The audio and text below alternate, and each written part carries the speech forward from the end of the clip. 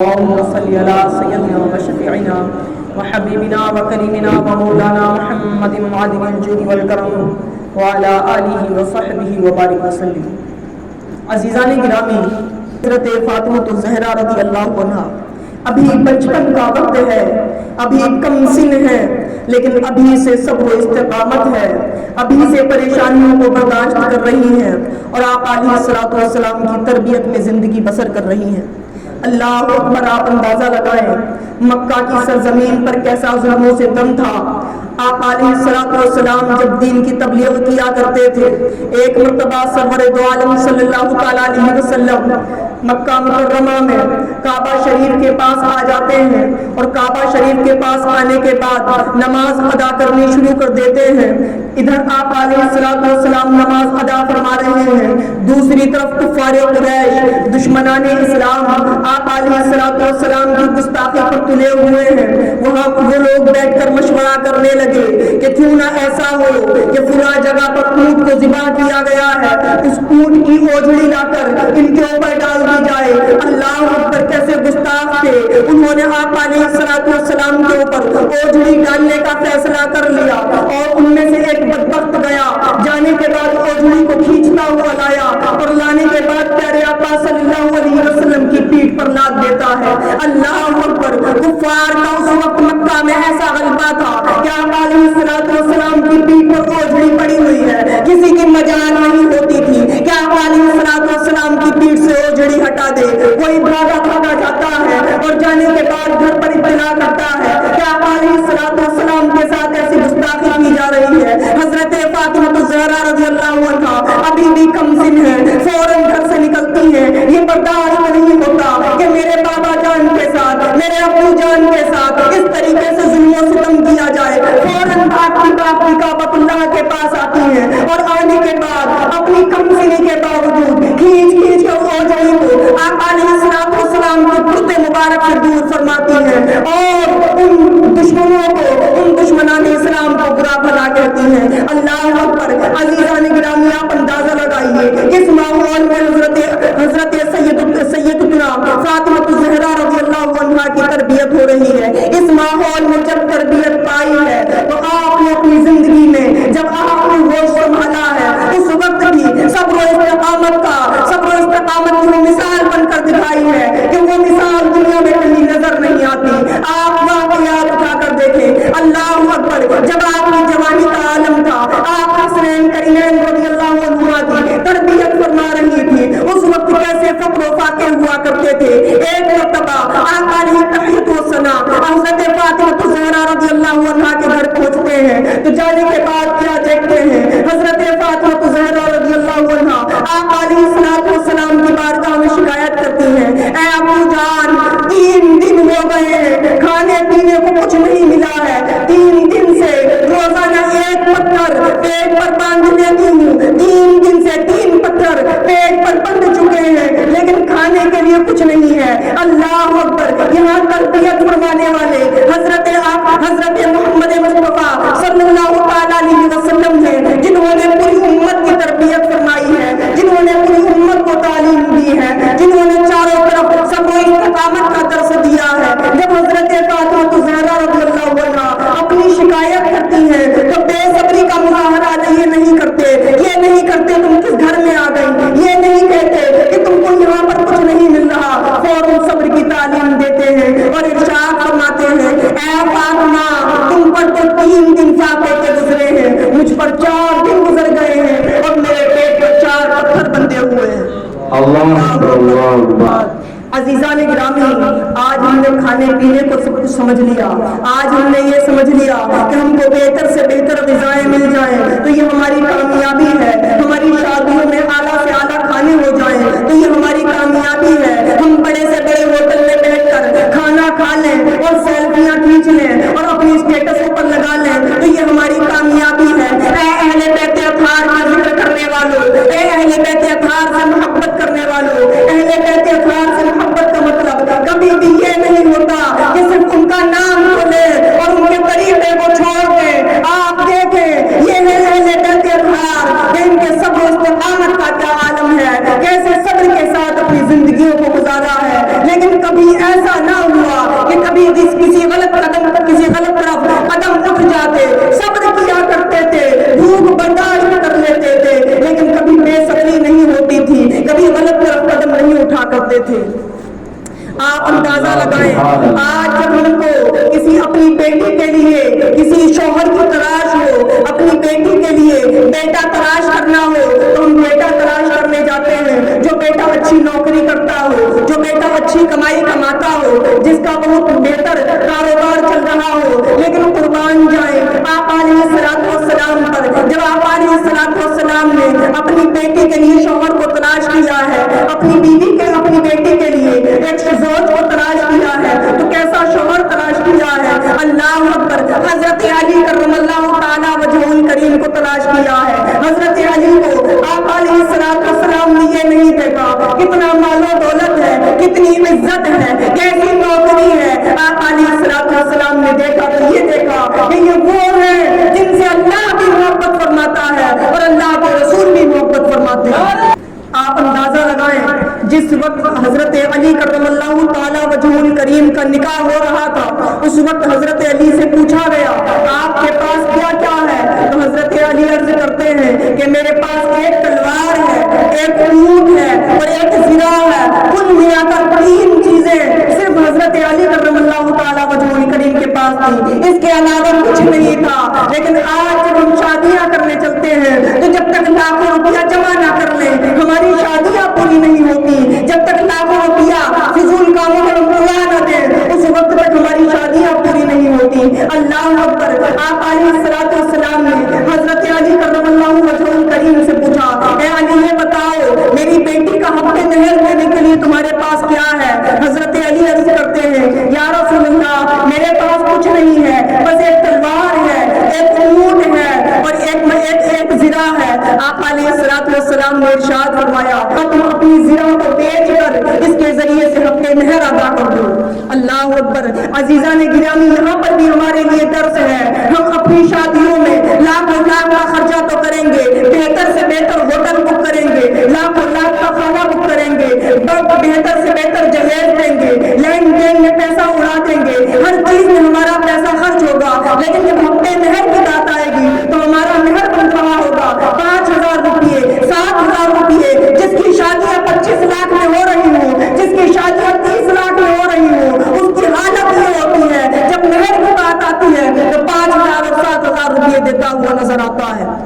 حضرت علی کرم اللہ تعالی وجہہ الکریم جن کے پاس کچھ نہیں ہے، صرف زرہ موجود ہے، اپنی زرہ بیچتے ہیں، اور آپ اس وقت کے لحاظ سے زرہ کی قیمت کا اندازہ لگائیں، اس وقت وہ زرہ 1.5 کلو چاندی کی تھی، چاندی کی زرہ بنی ہوئی تھی، 1.5 کلو چاندی کی زرہ حضرت علی کرم اللہ تعالی وجہہ الکریم نے بیچ کر حضرت فاطمہ الزہرا رضی اللہ عنہا کا حق مہر ادا کیا تھا۔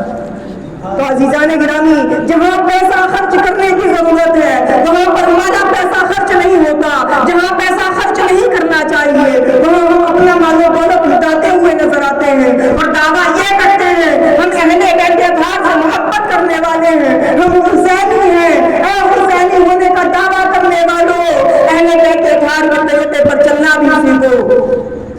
تو عزیزان گرامی آپ اندازہ لگائیں 1.5 کلو چاندی جو آج کے دور کے حساب سے اندازہ لگائیں تو 1 لاکھ سے اوپر اس کی قیمت بیٹھے گی۔ یہ قیمت اس دور میں جب حضرت علی کرم اللہ تعالی وجہہ الکریم پر کچھ نہ تھا، اس دور میں بھی اپنے مہر میں حضرت فاطمہ الزہرا رضی اللہ عنہا کے لیے آپ نے 1.5 کلو چاندی یہ پیش کی تھی۔ آپ یہ دیکھیں کہ حضرت فاطمہ الزہرا رضی اللہ تعالی عنہا کی زندگی کس طریقے سے گزری ہے۔ حضرت فاطمہ الزہرا رضی اللہ عنہا کے لیے آپ علیہ الصلوۃ والسلام کبھی اس چیز کو پسند نہیں فرماتے تھے کہ ان کا گھر عالی شان بن جائے، یہ نعمتوں میں دنیا میں رہنا شروع کر دیں، ان کے گھروں میں آرائش آ جائے، ان کے گھروں میں زیب و زینت آ جائے، ان کے گھروں میں فیشن آ جائے۔ آپ علیہ الصلوۃ والسلام کو یہی پسند تھا کہ یہ جس انداز میں رہتی ہیں اسی انداز میں رہا کریں، یہ فقر و فاقے کے ساتھ رہیں، صبر و استقامت کے ساتھ رہیں، رب کی طاعت و اطاعت کرتے ہوئے رہیں، اپنے آقا کی سنتوں کی پیروی کرتے ہوئے رہیں۔ ایک مرتبہ پیارے آقا صلی اللہ تعالی علیہ وسلم حضرت خاتون جنت فاطمہ الزہرا رضی اللہ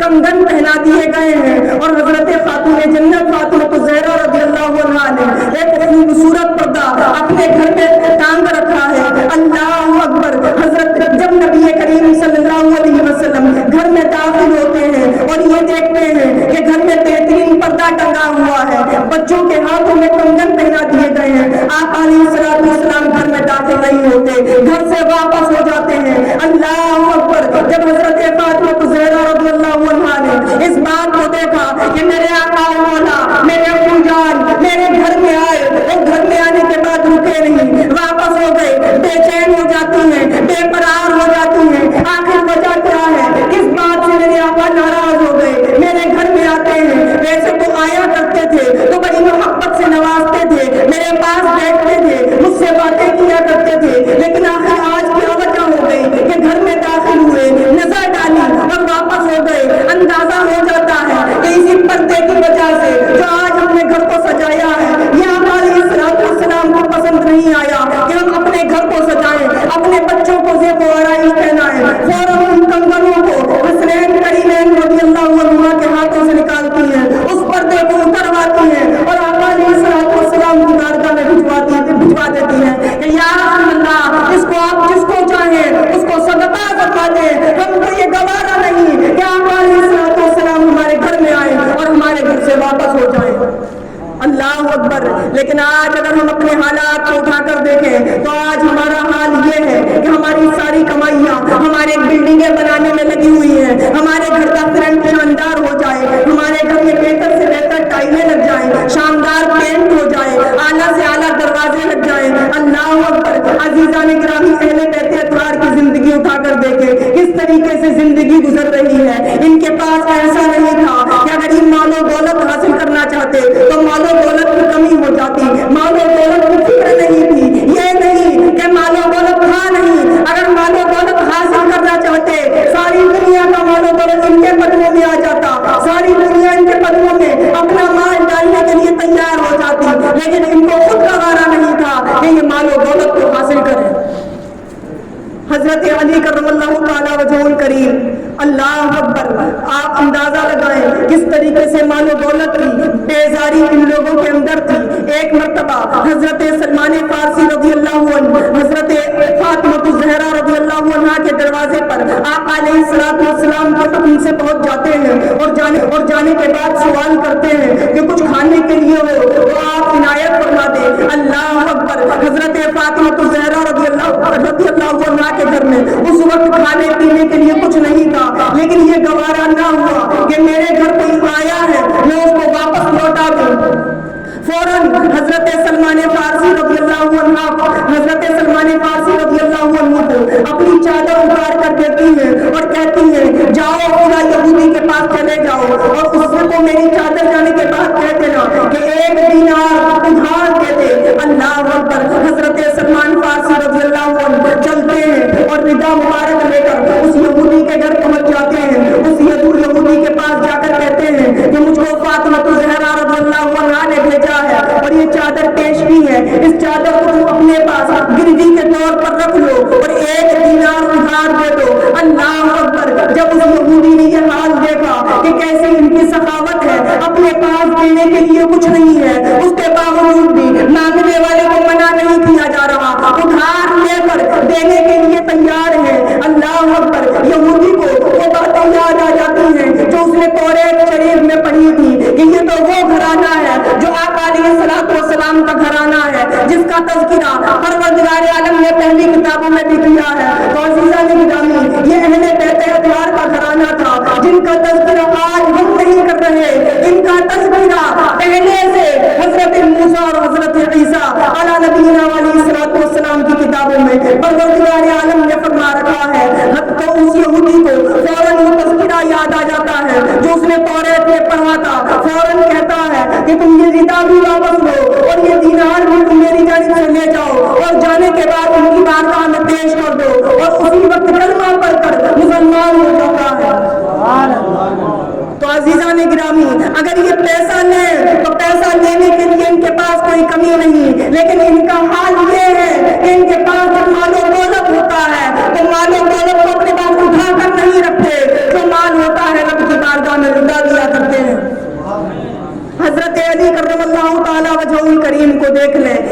مرتبہ آتے ہیں، آنے کے بعد اپنے گھر میں حضرت فاطمہ زہرا رضی اللہ عنہا سے سوال کرتے ہیں کہ گھر میں کھانے کے لیے کچھ ہو تو پیش کر دو۔ خاتون جنت حضرت فاطمہ زہرا رضی اللہ عنہا عرض کرتی ہے کھانے کے لیے تو کچھ نہیں، بچے بھی کئی دن سے بھوکے ہیں۔ حضرت علی کرم اللہ وجہہ الکریم نے جب سنا کہ بچے بھی کئی دن سے بھوکے ہیں، گھر میں کھانے کے لیے کچھ نہیں ہے، فوراً نکلتے ہیں اور نکلنے کے بعد کہیں سے جا کر ایک دینار ادھار لیتے ہیں، اور ایک دینار ادھار لے کر ارادہ یہ تھا کہ اس دینار سے کچھ کھانے پینے کی چیزیں خریدیں گے اور گھر میں لے جائیں گے۔ نیت یہ تھی کہ محنت کر کے مزدوری کر کے اس دینار کا پیسہ ادا کر دیا جائے گا، جو قرضہ لیا ہے وہ قرضہ واپس کر دیا جائے گا۔ قرضہ لائے کس کے لیے ہیں؟ قرضہ اپنے گھر والوں کے لیے لا رہے ہیں۔ قرضہ کس حالت میں لا رہے ہیں؟ قرضہ اس حالت میں لا رہے ہیں کہ گھر میں کئی دن سے کھانے پینے کے لیے کچھ نہیں بنا ہے، گھر میں بیوی بھی بھوکی ہے۔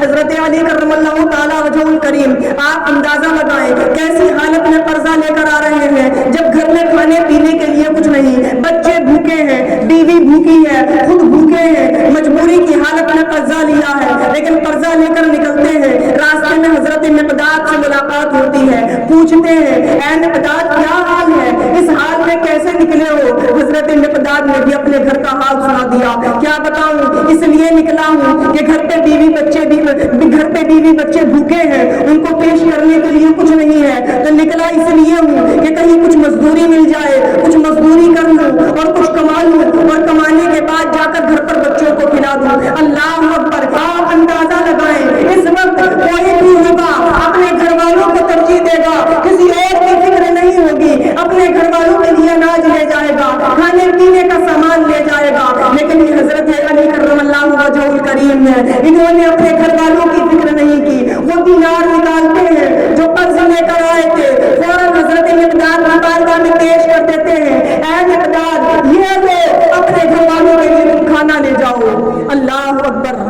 عزیزان گرامی اندازہ لگائیں، خود بھوکے، گھر پہ سب بھوکے، پیسہ ملا، قرض لے کر آئے، لیکن وہ بھی اپنے پاس نہ رکھا، جب غریب نظر آیا اس پر صدقہ کر دیا۔ اس کے بعد پھر گھر کیسے جائیں؟ گھر پر بچے بھوکے ہیں، بھوکے بچوں کو گھر پر جا کر دیکھا نہیں جاتا، مسجد چلے جاتے ہیں، ظہر کا وقت ہے، ظہر کی نماز ادا کرتے ہیں، مسجد میں بیٹھے ہیں، مسجد سے نکلے تو نکلے کیسے، گھر جائیں تو جائیں کیسے، بچوں کو کھلانے پلانے کے لیے کچھ نہیں۔ عصر کا وقت ہو جاتا ہے، عصر کی نماز پڑھتے ہیں، عصر کی نماز کے بعد بھی مسجد میں بیٹھے رہتے ہیں، اسی طریقے سے رات ہو جاتی ہے، رات کے وقت میں مسجد کے آخر میں آ کر بیٹھ جاتے ہیں۔ سید الانبیاء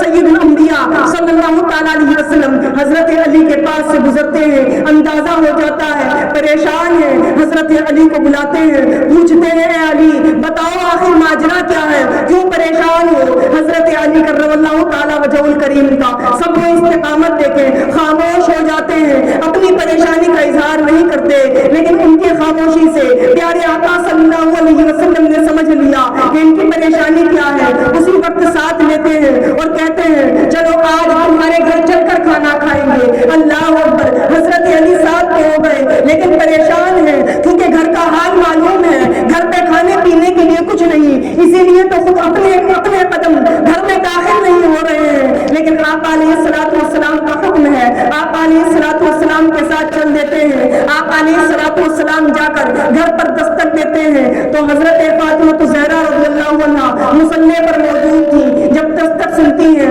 آپ علیہ الصلوۃ والسلام کی آواز آتی ہے، فوراً دروازے پر حاضر ہوتی ہیں، حاضر ہونے کے بعد حضرت علی کرم اللہ تعالیٰ وجہ الکریم اور آپ علیہ الصلوۃ والسلام گھر میں تشریف لے آتے ہیں۔ آنے کے بعد کیا دیکھتے ہیں، ہانڈی ابل رہی ہے، اس میں کھانا تیار ہو رہا ہے۔ حضرت علی حیران ہے، یہ کھانا آیا کہاں سے؟ کھانا پیش کر دیا جاتا ہے، آپ علیہ الصلوۃ والسلام بھی دسترخوان پر بیٹھ جاتے ہیں، حضرت علی بھی دسترخوان پر بیٹھ جاتے ہیں، گھر کے دیگر لوگ بھی دسترخوان پر بیٹھ جاتے ہیں، کچھ دیر تک تو باتیں ہوتی رہتی ہیں، حضرت علی سے رکا نہیں جاتا، سوال کرتے ہیں یہ تو بتاؤ یہ کھانا آیا کہاں سے؟ آپ علیہ الصلوۃ والسلام نے ارشاد فرمایا اے علی اللہ رب العالمین محسنین کے اجر کو ضائع نہیں فرماتا، یہ کھانا اسی کا اجر ہے جو تم مقداد کے اوپر صدقہ کر کے آ رہے ہو۔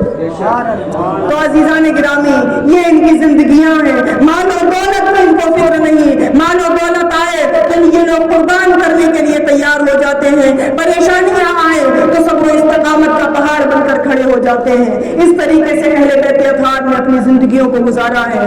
عزیزان گرامی ضرورت اس چیز کی ہے کہ ہم اہل بیت اطہار کا ذکر کریں, خوب ذکر کریں, ان کے ذکروں سے اپنے دلوں کو منور کریں, ان کی محبت سے اپنے دلوں کو منور کریں, لیکن ساتھ میں جو ان کا طریقہ کار ہے, جس نقش قدم پر وہ چلے ہیں, اسی نقش قدم پر ہم بھی چلنے کی کوشش کریں. ہمارا حال یہ نہ ہو کہ جب پیسہ کمانے کی بات آئے تو نہ ہمیں حلال کی فکر ہو نہ حرام کی فکر ہو, بس ہمیں فکر ہو تو یہ فکر ہو کہ ہم لاکھوں لاکھ روپیہ کما لیں, ہم ہزاروں ہزار روپیہ اپنے گھروں پر لے جائیں, ہماری شادیاں کروڑوں میں ہو جائیں, ہمارے بنگلے تیار ہو جائیں. یہ طریقہ اہل بیت اطہار کا نہیں ہے. اہل بیت اطہار کا طریقہ یہ ہے مال و دولت ہو تو اللہ کی بارگاہ میں لٹا دیا جائے, اور جب تنگی آئے تو اللہ رب العالمین کے حکم پر انسان صبر و استقامت کے ساتھ رہے. تو عزیزان گرامی انہی سب چیزوں پر عمل کرنے کی ضرورت ہے تاکہ ہماری یہ محفلیں سجیں تو ہماری یہ محفلیں ہماری زندگی میں کچھ تبدیلی لائیں, ہمارے گھروں میں تبدیلی لائیں, ہمارے عمل میں تبدیلی لائیں, اور ہمارے نقش قدم کو ایسا بنا دیں کہ ہم کو جو دیکھے تو یہ کہنے پر مجبور ہو جائے واقعی یہ اہل بیت اطہار کا دیوانہ جا رہا ہے. تو اپنی زندگیوں میں کچھ تبدیلی لانے کی کوشش کریں. اللہ رب العالمین سے دعا ہے کہ ہم سب کو کہنے سننے سے زیادہ عمل کرنے کی توفیق عطا فرمائے.